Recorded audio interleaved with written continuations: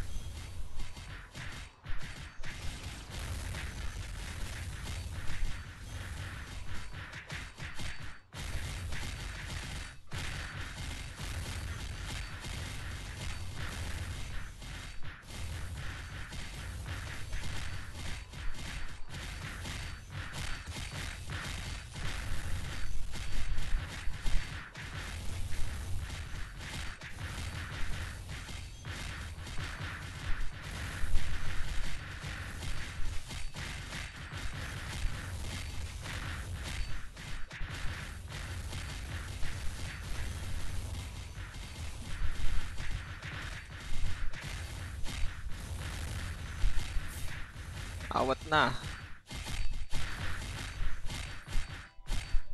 Awat na, boy. Yan. So, sa 1 minute, meron tayong damage chart. Saan ba yun? Ito ba yun? 36M na DPS.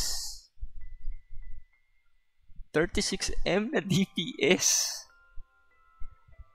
Ha? Parang grabe na to, no? Pero, syempre, kaya ganyan yung DPS kasi maraming tinatamaan. Pero kung isa lang yung tinatamaan niya, hindi ganun kagrabe yung DPS. Yan. So, yun lang muna sa ngayon, no? At kita-kits for longer video.